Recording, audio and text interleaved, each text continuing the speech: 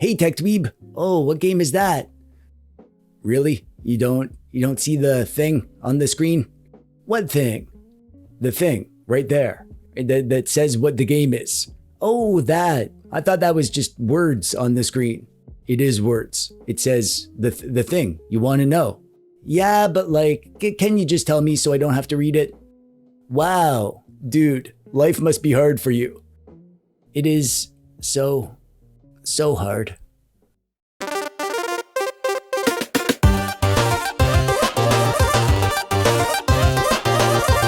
As a YouTube video making YouTube guy, I get to read lots of comments on my videos, and I freaking love it. Reading your guys' comments is like one of my favorite things to do. For YouTubers, comments are like candy. We gobble them up, well, most of them. There are some comments that don't go down so well. Like when you're eating Skittles and you come across an olive.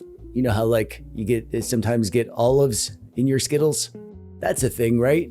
I appreciate all comments, even critical comments, all except for one type of comment. And unfortunately, it's the comment that I get more than any other. It's, what game is that? The reason it drives me crazy is because usually I put the game names on the screen. If you see me playing games, you'll see the game names. You don't have to ask, you can just read it and know. However, to be fair, sometimes I do not put the game name on the screen. Sometimes if it's a shot for my B-roll, for instance, or if I just start something up while I'm talking and flapping my hands, I don't go through the video with a fine-tooth comb and make sure every game on every screen always has a label. I make lots of videos, as you've probably noticed, and very often I'm showing the same games, especially for B-roll. If I need to fire up a game for a shot for a device, I'll usually go back to the same games that I've used in the past because I know they look good, and I know my shots will turn out. And those are the games that people want to know what they are. I've answered the same question over and over so many times that I've started to notice patterns. Whenever I show this game or this game, and I forget to put the game name on the screen, I'm gonna get dozens, if not millions of questions about what the game is. So today, I thought this would be fun. I'm gonna go through all those games, like a best of, what is that game, a compilation. I put my thinking cap on and I've compiled a list of all the most common games that I get asked about. Most of these are retro games, but not all of them. And most are obscure enough that lots of people don't know them when they see them. This is like an homage to the mysterious little background creatures lurking in my videos, silently confusing innocent people trying to enjoy a nice handheld review.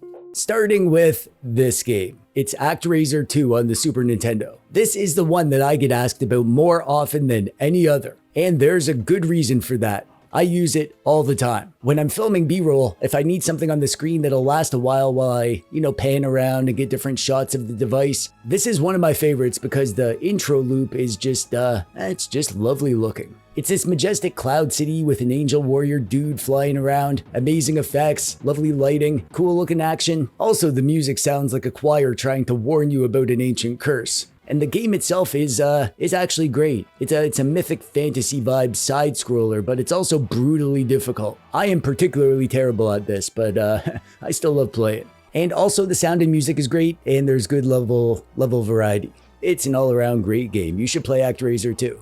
I haven't done a video about my favorite vertical shooters yet. I will, but not yet. But this is in the running for my all-time favorite, 1944, The Loop Master. One of the reasons that I use it in videos so often is because it looks nice. It's one of the few vertical shooters without a rotated screen, so it looks great in shots of the doodads. It's an arcade game too, so the attract mode shows gameplay while I'm filming and it makes it look like the stuff is happening. But I genuinely love this game. I fire it up on basically every handheld I test. It has this perfect balance of like chaos, but also control where you're like weaving through bullets and grabbing upgrades and blowing up entire fleets out of the sky. Lovely art too. It is a feast for your eyeballs, which is another reason that I use it for testing screens.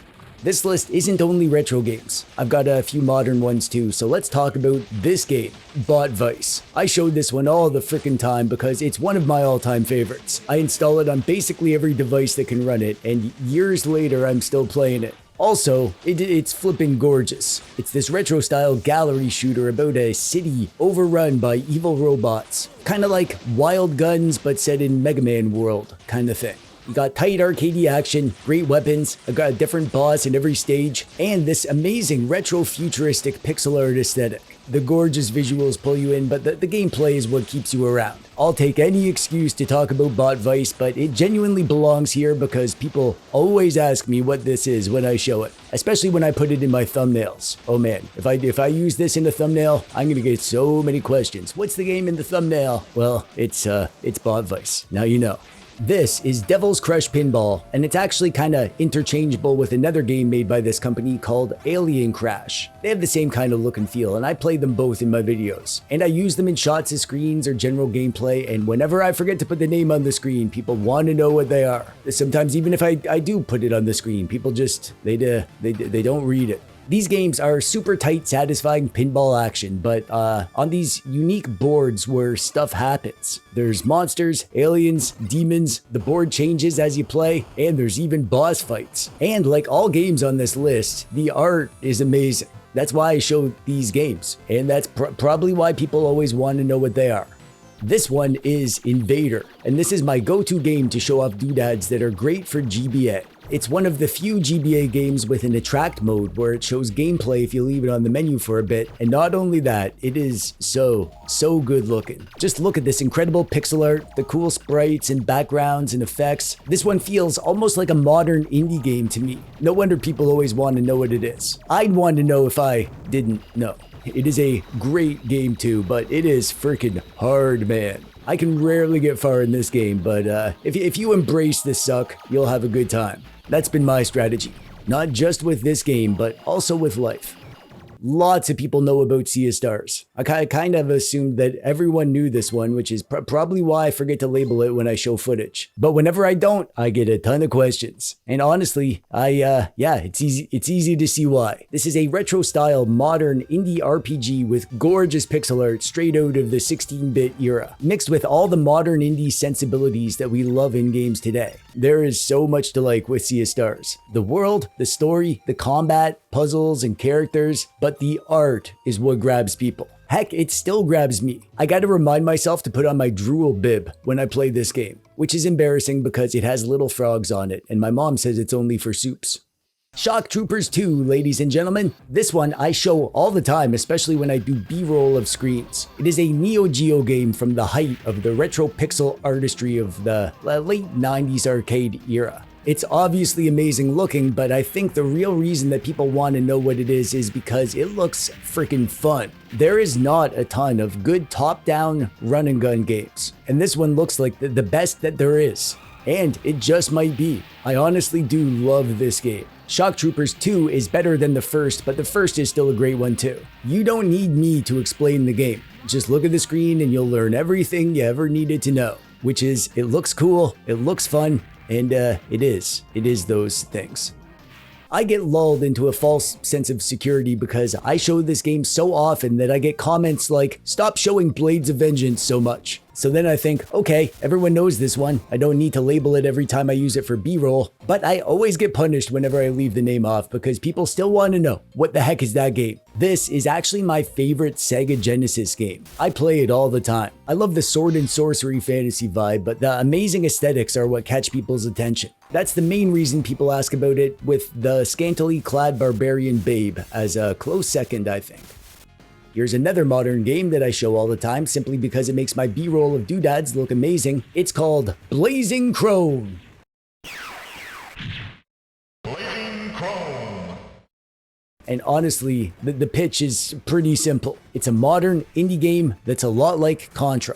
Tight run and gun action, great weapons, nice stage variety, and absolutely incredible pixel art. But it's not just like the quality of the sprites and the backgrounds, it's a lot more. It's like the overall aesthetic, the visual cohesion, the vibe, as the kids say. This is exactly what I want from my indie games. I want to feel immersed in the world right down to the menus in the HUD. Blazing Chrome understands the assignment. It doesn't just look retro, it feels retro.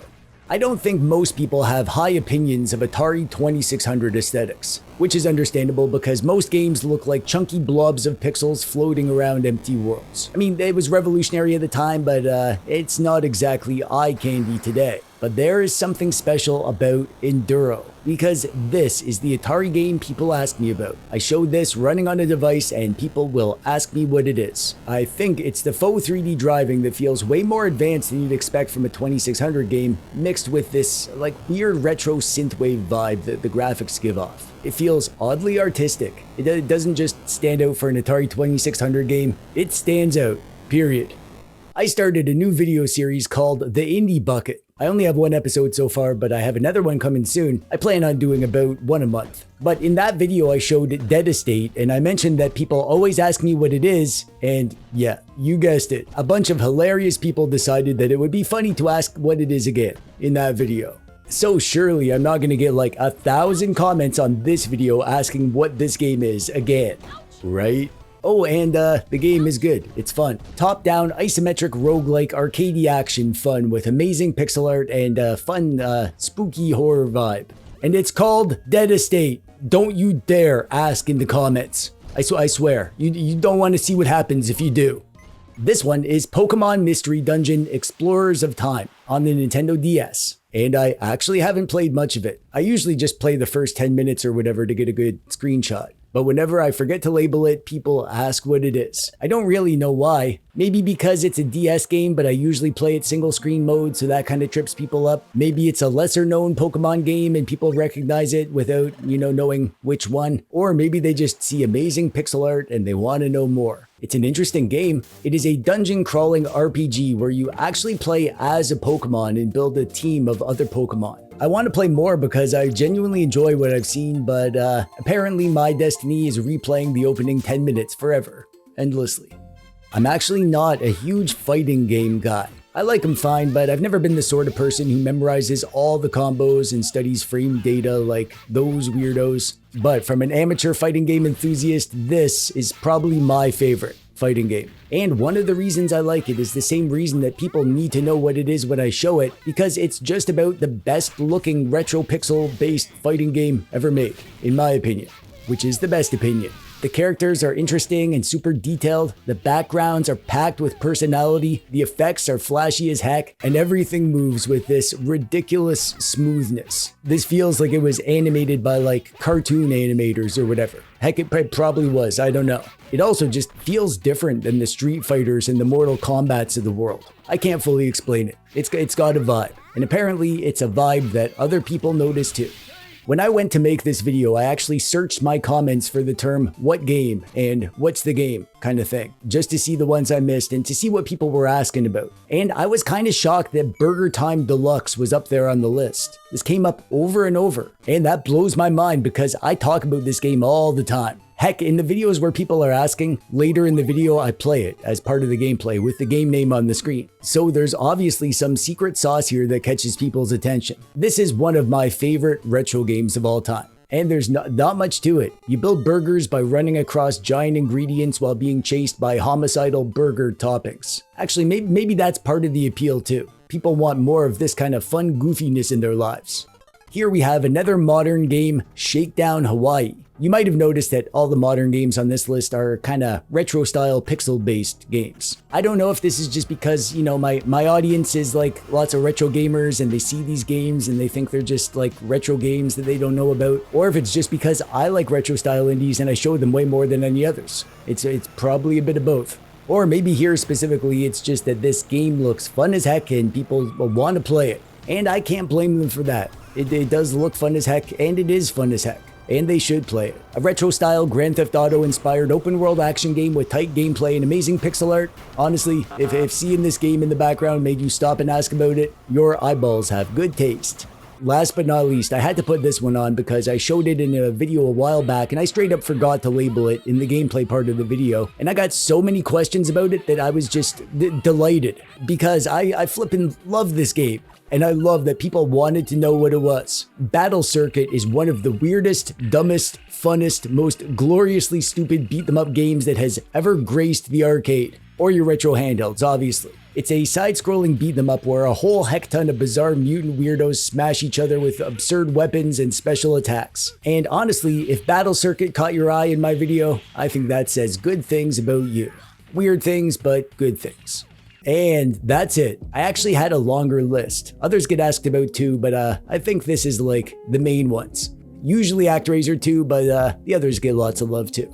And I wanted to end in classic Canadian style by saying that I'm sorry. I know it's frustrating to see a game and not know what it is, and then you ask and it doesn't get answered, and then you never find out. I'm sorry that I'm not better at always labeling every game on the screen. I'll try to be better, but you know, I'm only human. At least that's what I tell myself. So as one human to another, please forgive my shortcomings and accept this video as recompense. This should more than make up for it. You probably owe me after this one actually. So like, click the thumbs up button and subscribe if you haven't. It's the least you could do. And that's it from me for today. I'm TechDweeb, thanks for watching. Bye bye.